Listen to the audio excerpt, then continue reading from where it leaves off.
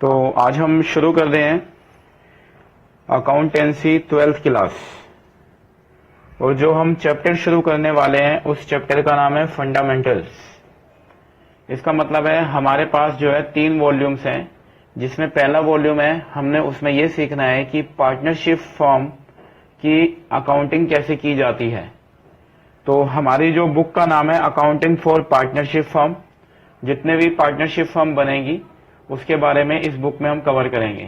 Chapter का नाम है फंडामेंटल्स। अकाउंट्स कैसे बनाते हैं, क्या रूल्स होते हैं पार्टनरशिप में, फीचर्स क्या है पार्टनरशिप के, ये सारी चीजें हम लोग इसके अंदर कवर करेंगे। मतलब कहने का ये है कि ये शुरुआती चैप्टर है आपका फंडामेंटल्स, यहीं से ही शुरुआत होती है। तो देखेंगे मेरे साथ साथ ये वाली जो बुक है हमारी, ये पार्टनरशिप के ऊपर है। इसके बाद जो नेक्स्ट बुक हम कवर करेंगे वो कंपनीज के ऊपर होगी, और लास्ट बुक भी कंपनीज के ऊपर है।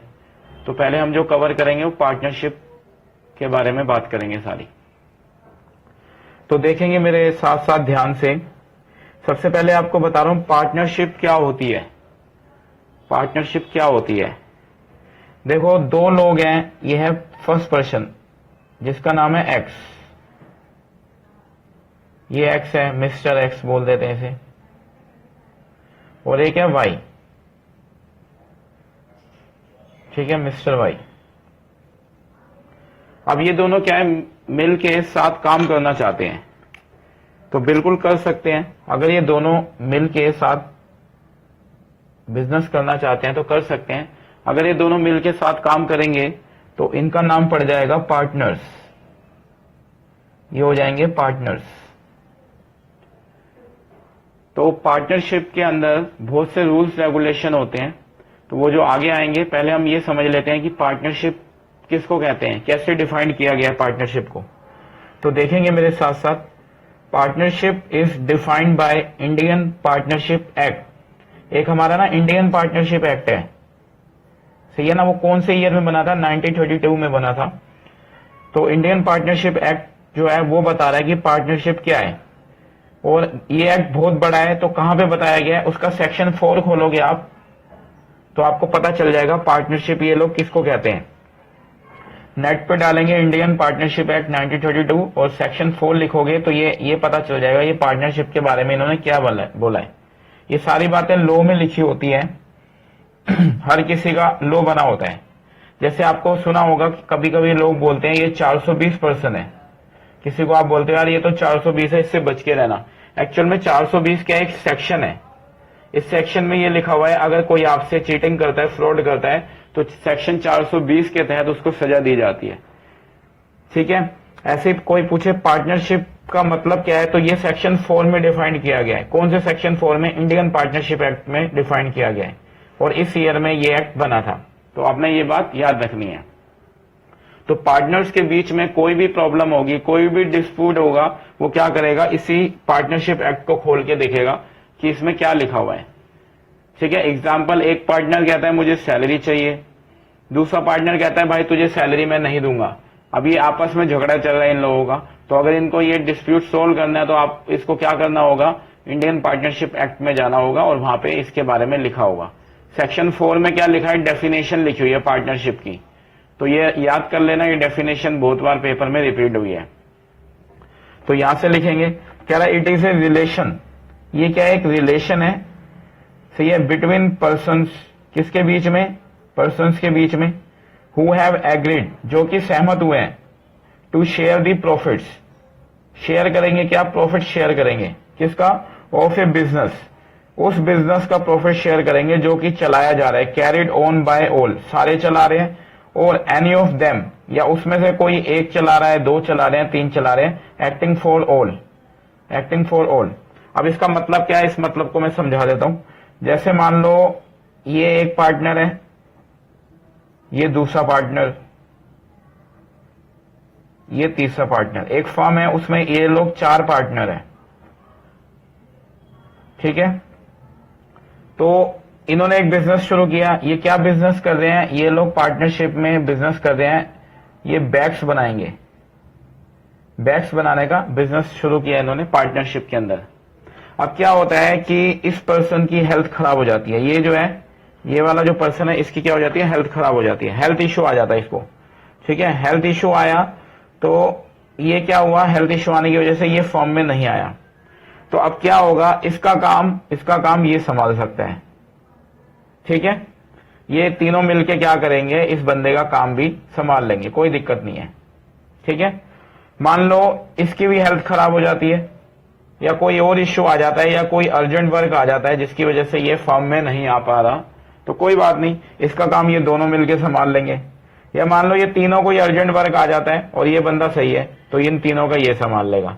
तो इसका मतलब यही होता है, ये जो लिखा हुआ है ना यहाँ पे कि ये रिलेशन है उन लोगों के बीच में जो सहमत हुए हैं प्रॉफिट को शेयर करेंगे किस बिजनेस का जो कि चलाया जा रहा है सबके द्वारा, ये चारों चला रहे हैं या इसमें से एनी ऑफ देम, या कोई चला रहा हो, कोई दो चला रहे हो, एक चला रहा हो, तीनों चला रहे हो, एक्टिंग फॉर ऑल। तो ये जैसे ये बीमार हो गया तो ये तीनों क्या कर रहे हैं, सबके लिए काम कर रहे हैं। जैसे मान लो ये तीन बंदे है ही नहीं तो ये क्या करेगा, सबके लिए काम करेगा। तो ये डेफिनेशन आपने याद रखनी है, बहुत सिंपल डेफिनेशन है, सही है। लॉ में लिखी हुई है, कहां पे लिखी हुई है, सेक्शन 4 में लिखी हुई है, ये आपको बात बतानी होगी। कौन से सेक्शन 4 में लिखी हुई है सर, तो ये इंडियन पार्टनरशिप एक्ट 1932 इस सेक्शन में लिखी हुई है, ये पूरा एक्ट है। इस एक्ट में जाओगे, सेक्शन 4 खोलोगे, वहां पे ये आपको मिल जाएगी। ये फर्स्ट बात, ये हमारा पहला क्वेश्चन था।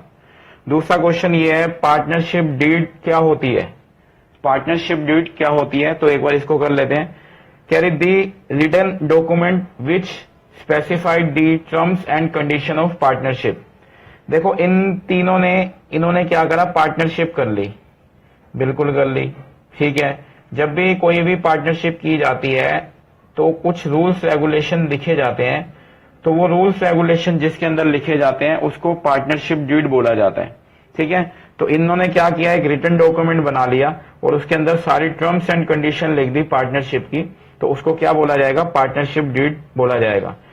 सही है। इंडिया में पार्टनरशिप डीड बनानी जरूरी नहीं है, आपकी मर्जी है, पार्टनरशिप डीड बनाओ या ना बनाओ, लेकिन हमारा सजेशन ये है कोई भी वर्क करो तो उसका रिटन एग्रीमेंट जरूर कर लेना, नहीं तो बाद में कोई भी प्रॉब्लम हुई तो प्रॉब्लम में आ जाओगे, ठीक है, फिर सोल्व नहीं होती। बोलते हैं ना बाप बड़ा ना भैया, सबसे बड़ा रुपया। बिजनेस जब छोटा होता है, शुरुआत होती है, तब तो कोई प्रॉब्लम नहीं आती, लेकिन जैसे जैसे क्या होता है बिजनेस बढ़ता जाता है वैसे वैसे प्रॉब्लम्स आती जाती है। तो हमारा सजेशन तो ये रहेगा कि इसको बना लेना चाहिए, बहुत अच्छा है।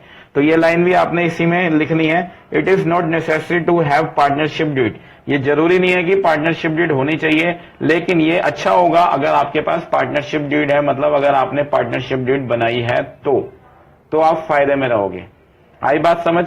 तो अगर आपसे मैं पूछूं पार्टनरशिप डीड क्या होती है, तो आप बोल देना ये रिटन डॉक्यूमेंट होता है जिसके अंदर बिजनेस की टर्म्स एंड कंडीशन डिफाइंड होती है, और ये हो या ना हो ये जरूरी नहीं होता, लेकिन अगर है तो बहुत अच्छी बात है। अगर बाद में फ्यूचर में कोई भी दिक्कत आ जाएगी तो आपको कोई प्रॉब्लम नहीं होगी, आप उसको इसके अंदर रूल्स रेगुलेशन में देख के सोल्व कर लोगे।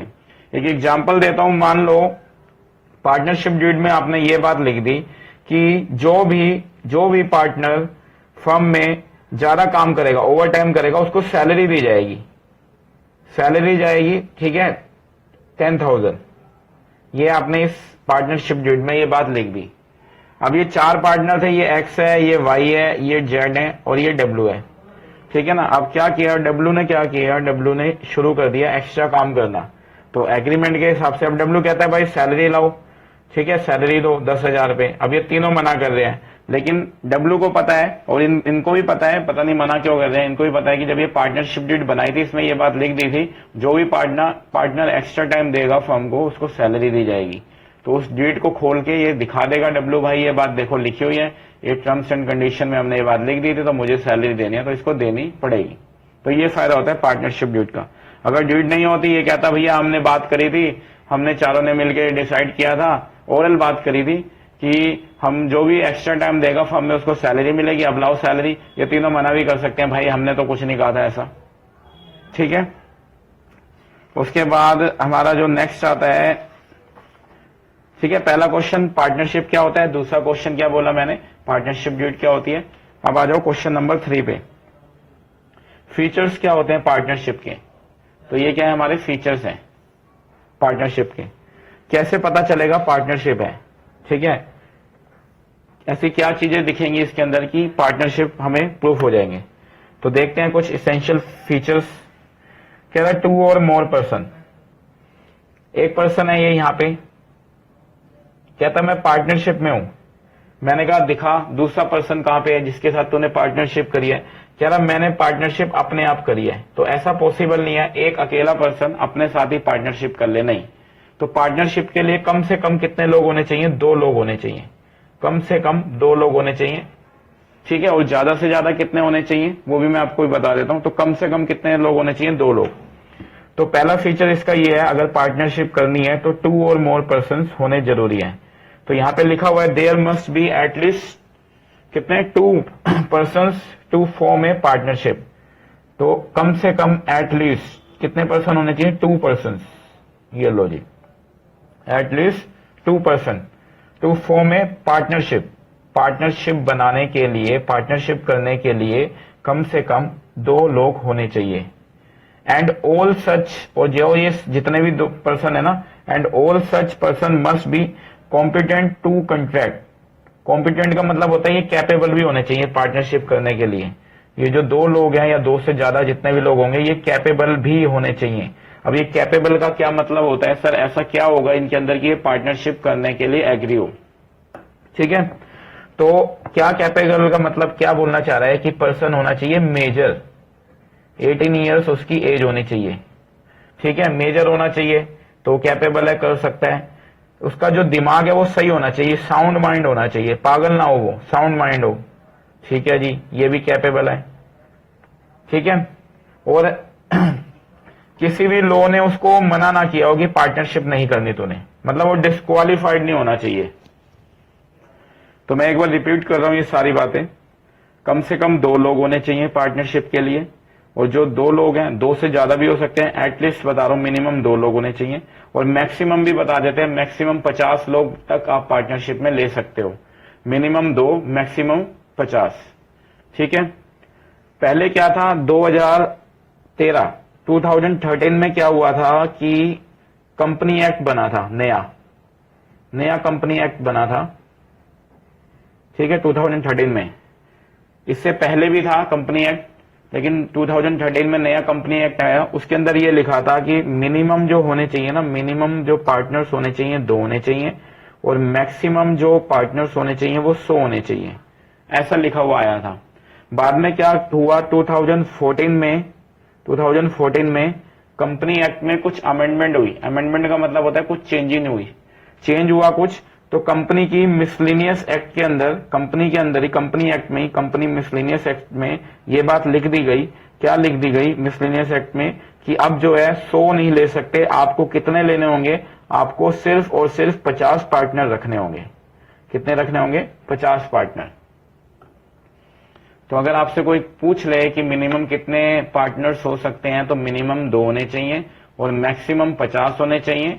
चाहो तो एक्सप्लेन कर दो, 2013 में ये जो एक्ट बना था इसके अंदर ये बात बोली गई थी कि मैक्सिमम 100 पार्टनर हो सकते हैं, लेकिन 2014 में इस एक्ट को थोड़ा रिवाइज किया। मिसलिनियस एक्ट में, कंपनी के मिसलिनियस रूल में ये बात लिख दी गई कि 100 नहीं होंगे, अब से 50 होंगे।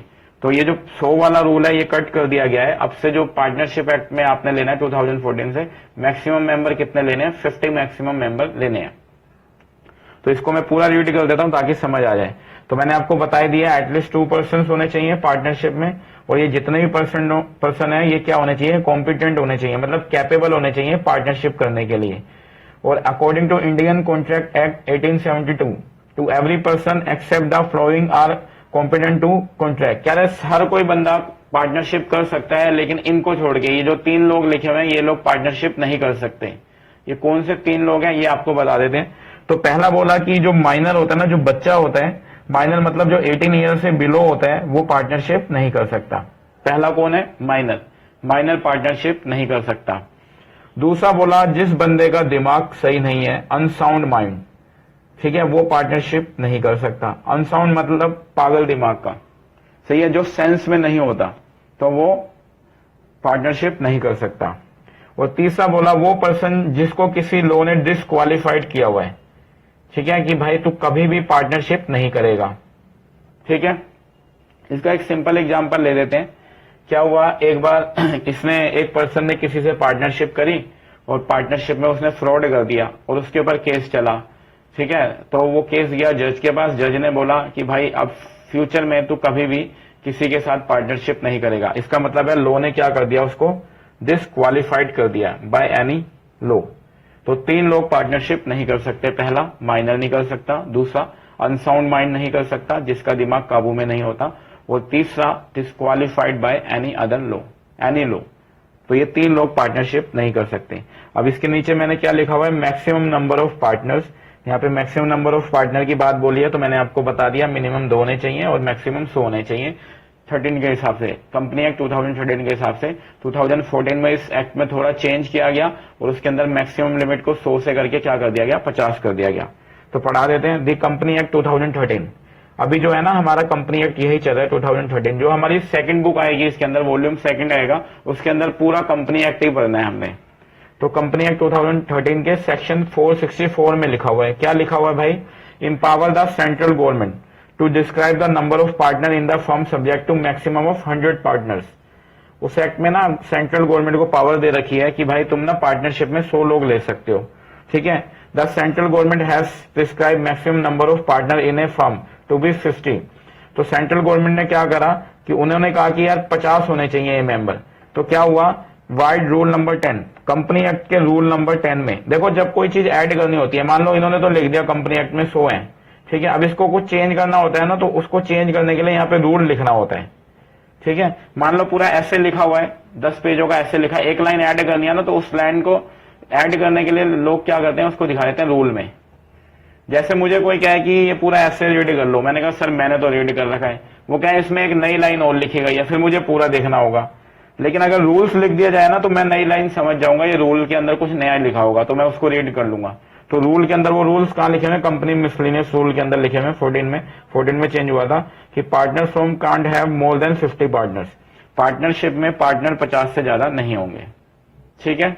तो पहली बात बोली कितने पार्टनर होने चाहिए, मिनिमम 2 होने चाहिए, मैक्सिमम कितने होने चाहिए, 50 होने चाहिए, सही है। कौन से ईयर में ये बात थी, कंपनी एक्ट 2013 में बना था, वहां पे ये लिखी 2014 में, सही है। यही एक्ट को थोड़ा सा रिवाइज किया गया, मिसलेनियस रूल के अंदर ये लिख दिया, सही है। अच्छा, ये तो 2013 में 100 बोले थे, लेकिन 14 में क्या करा, इसको 100 हटा के 50 कर दिया हमने, बस ये बात याद रख लेना। और कौन से 3 लोग हैं जो पार्टनरशिप नहीं कर सकते, एक माइनर नहीं कर सकता, एक अनसाउंड माइंड नहीं कर सकता और एक डिसक्वालिफाइड बाय एनी लॉ, ये नहीं कर सकता। Minimum 2 partner, maximum 50 partner, minor नहीं करेगा, सही है, अनसाउंड माइंड नहीं करेगा और disqualified by any other law नहीं करेगा, एनी लॉ, ठीक है। ये था हमारा रूल नंबर, फीचर नंबर 1 था। आ रही है बात समझ। अब फीचर नंबर 2 देखेंगे। कोई बोले ना पार्टनरशिप के कुछ बताओ, तो यही बताना है, फीचर्स, विशेषताएं। नेक्स्ट देखते हैं। दूसरा, पार्टनरशिप होने के लिए एग्रीमेंट होना चाहिए, agreement. Partnership comes into existence by an agreement. क्या था, जो पार्टनरशिप है ना, एग्जिस्टेंस में कब आती है, एग्रीमेंट के थ्रू आती है, ठीक है। इधर रिटन और ओरल, ये एग्रीमेंट लिख के कर लो या ओरल कर लो, और आप अपना दिमाग लगाना हमेशा कहीं पे भी, ओरल की तो बात मानना ही मत, आपको रिटन में करना है जो भी करना है, क्योंकि जहां पे पैसा आ जाता है ना, वहां पे अच्छे बदल जाते हैं। तो आप कभी भी ओरल तो करना ही मत। हमारे लॉ में लिखा है आप रिटन भी कर सकते हो, ओरल भी कर सकते हैं, ठीक है। और बताया हुआ है कि रिटर्न करोगे तो बहुत अच्छा है। और वो जो रिटर्न एग्रीमेंट होता है ना, उसी को पार्टनरशिप डीड बोला जाता है। जो मैंने पीछे रीड करवाया आपको, जो रिटर्न एग्रीमेंट करोगे उसी को क्या बोलोगे, partnership deed. It is the basis of relationship among partners which may be for a particular venture. ये जो एग्रीमेंट होता है ना, ये उन पार्टनर्स के बीच में होता है। मान लो ये 2 पार्टनर्स हैं, ये 2 लोग थे, इन्होंने पार्टनरशिप फॉर्म कर ली, पार्टनरशिप करने का डिसाइड किया, ठीक है। तो इनके बीच में एक एग्रीमेंट हुआ कि हम पार्टनरशिप करेंगे। अब ये रिटर्न कर लें या ओरल कर लें, इनकी मर्जी है, ठीक है ना। अब ये क्या करेंगे, इन्होंने डिसाइड किया कि दिवाली है तो हम क्रैकर्स बनाएंगे, ठीक है, या कुछ भी काम के लिए बैग्स बनाएंगे, उसके लिए उन्हें एग्रीमेंट कर लिया। अब वो जो एग्रीमेंट करें, मान लो बैग्स बनाने के लिए करें, ठीक है, बैग्स बनाने के लिए करें। अब इनके ऊपर है पार्टनरशिप कैसे करनी है, ठीक है। पार्टनरशिप कैसे करनी है, फॉर ए पीरियड, कितने टाइम के लिए करनी है, पहली चीज फॉर ए पीरियड, ये टाइम डिसाइड कर सकते हैं, ठीक है। पर्टिकुलर वेंचर, ये वेंचर डिसाइड कर सकते हैं, ठीक है, और एट विल और इच्छा तक। अब देखना जरा, मैं इसको एक्सप्लेन करता हूं। पहला है पर्टिकुलर वेंचर। मान लो दिवाली आ रही है, ठीक है, दिवाली में आपको पता है क्रैकर्स की बहुत डिमांड होती है। तो इन्होंने दोनों ने मिलकर क्या डिसाइड किया कि हम लोग ना पार्टनरशिप करते हैं, हम लोग क्रैकर्स होलसेल में खरीदेंगे और उसके बाद बेचेंगे, जो भी प्रॉफिट होगा वो हम आधा आधा कर लेंगे, ठीक है, क्रैकर्स के लिए। और जब दिवाली चली जाएगी तो हमारा जो ये वेंचर है, ये हमारा वेंचर खत्म हो जाएगा, फिर तू अपने रास्ते में अपने रास्ते। तो ये भी क्या है, पार्टनरशिप है। तो पर्टिकुलर वेंचर, वेंचर पूरा, पार्टनरशिप खत्म, ठीक है। दूसरा है for a period. For a period के अंदर क्या होता है, ठीक है, ये लोग क्या करते हैं, डिसाइड कर लेते हैं भाई 10 साल तक हम ये काम करेंगे, 10 ईयर्स तक, 15 ईयर्स तक, ये अपने ऊपर है, 5 साल तक, 2 साल तक हम ये काम करेंगे, उसके बाद तू अपने रास्ते में अपने रास्ते, पार्टनरशिप खत्म हो जाएगी, ठीक है। और तीसरा जो होता है एट विल। एट विल का मतलब है जब तक इच्छा है चलने दे पार्टनरशिप, कोई टाइम बाउंडेशन नहीं है, जब तक इच्छा है, जब तक मार्केट में हमारे बैग्स बिक रहे हैं, हमारा प्रॉफिट हो रहा है, इस बिजनेस को चलने दो, ठीक है। तो 3 तरह से ये लोग पार्टनरशिप कर सकते हैं। पर्टिकुलर वेंचर के लिए वेंचर पूरा, पार्टनरशिप खत्म। For a period, period decide कर सकते हैं, 4 साल, 5 साल, 10 साल तक काम करेंगे, उसके बाद खत्म। और एट विल, तो ज्यादातर जो है ना हमारे यहाँ पे जो आपको पार्टनरशिप दिखेगी वो एट विल दिखेगी, ठीक है, एट विल दिखेगी। और ये शॉर्ट वाली भी दिख सकती है, इसका एक अलग ही चैप्टर होता है ज्वाइंट वेंचर के नाम से, वो कहानी अलग है। तो हमारी पार्टनरशिप में एट विल ही आपको ज्यादातर दिखेगा थ्योरी के अंदर, और प्रैक्टिकल में भी ऐसा ही होता है, ठीक है। तो पहला मैंने बता दिया 2 और मोर पर्सन होने चाहिए पार्टनरशिप के लिए। दूसरा बताया एग्रीमेंट, अगर पार्टनरशिप को एग्जिस्टेंस में लाना है तो एक एग्रीमेंट होना चाहिए, ठीक है। और ये एग्रीमेंट रिटन भी हो सकता है, ओरल भी हो सकता है। अगर रिटन में एग्रीमेंट किया गया है तो उसी को क्या बोला जाता है, the written agreement among the partners is known as partnership deed, उसी को पार्टनरशिप डीड बोला जाता है। आई बात समझ? हाँ सर, बात समझ आ गई। उसके बाद होना चाहिए लॉफुल बिजनेस। तो लॉ में ये बात लिखी है भाई, जो पार्टनरशिप कर रहे हो ना उसमें आप लॉफुल बिजनेस करोगे। ये दो है, ये मिस्टर एक्स है, ये मिस्टर वाई है, ये क्या कर रहे हैं भाई, ये ना स्मगलिंग करेंगे, सोने के बिस्कुट बेचेंगे, सही है, वहां से लेके आएंगे और वहां से बेचेंगे, या चर्स बेचेंगे, या गांजा बेचेंगे। तो भाई ये जो है ना ये लॉफुल बिजनेस नहीं है, तो इसके लिए पार्टनरशिप नहीं हो सकती। तो पार्टनरशिप करने के लिए क्या होना चाहिए, लॉफुल बिजनेस होना चाहिए, इस बात का ध्यान रखना।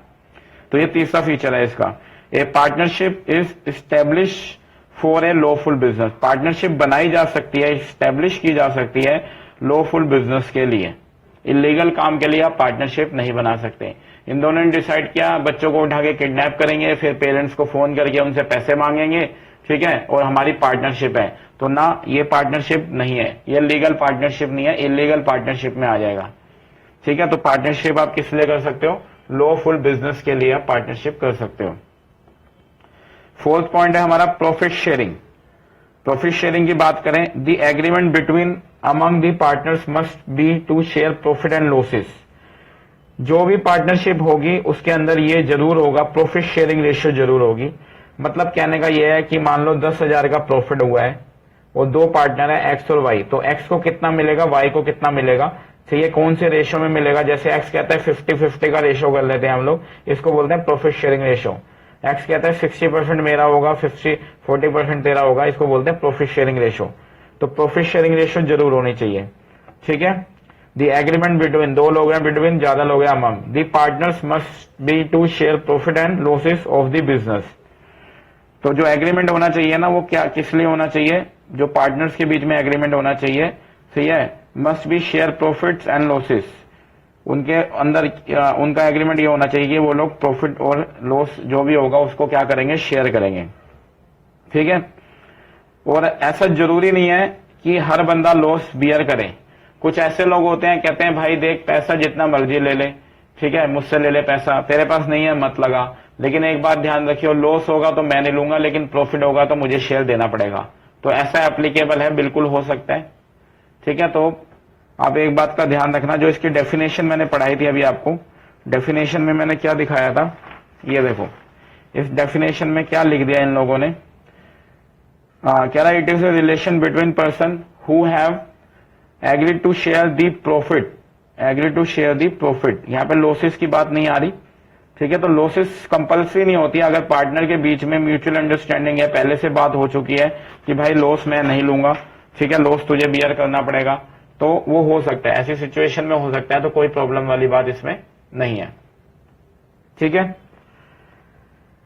उसके बाद है फिफ्थ ऑप्शन। ये फिफ्थ ऑप्शन मैं समझा चुका हूं। ये फिफ्थ ऑप्शन में ये business can be carried on by all और any of the partner acting for all, इसमें मैं ये बता चुका हूं। ठीक है, बिजनेस चारों चला सकते हैं, सही है, या इन चारों के बिहाफ पे ये वाला अकेला इनके बिहाफ पे चला सकता है, या ये दो चला सकते हैं, या कोई भी। तो इस लाइन का यही मतलब है, business can be carried on by all और any of the partners acting for all. Business of the partnership can be carried on by all, सारे बिजनेस चला सकते हैं ऑफ द पार्टनर्स, और बाय एनी, और कोई भी चला सकता है, ऑफ देम, कोई एक बंदा भी सबके लिए चला सकता है, acting for all the partners. इन other words partner are agent as well as principal. ये बहुत मेन पॉइंट है, जो ये पार्टनर्स होते हैं ना, एक दूसरे के एजेंट भी होते हैं और प्रिंसिपल भी होते हैं। ये पार्टनर्स क्या होते हैं, एक दूसरे के एजेंट भी होते हैं और प्रिंसिपल भी होते हैं। इसका मतलब क्या है, मालिकाना अधिकार भी होता है, मालिक भी होते हैं और साथ में नौकर भी होते हैं। इस लाइन का मतलब ये है। ठीक है, ये वाई इसको देखेगा एज ए प्रिंसिपल, ठीक है, ये एक्स भी इसको देखेगा एज ए प्रिंसिपल, लेकिन एक्स अपने आप को क्या समझेगा, एजेंट समझेगा। सही है, एजेंट को काम करना है इनके लिए। तो एक छोटी सी बात बस याद रखना, जो पार्टनर्स होते हैं एक दूसरे के लिए प्रिंसिपल भी होते हैं और एक दूसरे के एजेंट भी होते हैं। इस बात का आप ध्यान रखना। Hello guys, if you like the video then please subscribe, share and hit the bell icon, and if you have any doubt related to the topic then ask on comment box and give your feedback. All the notes are also available on our Instagram, Facebook, Twitter account, so keep supporting us.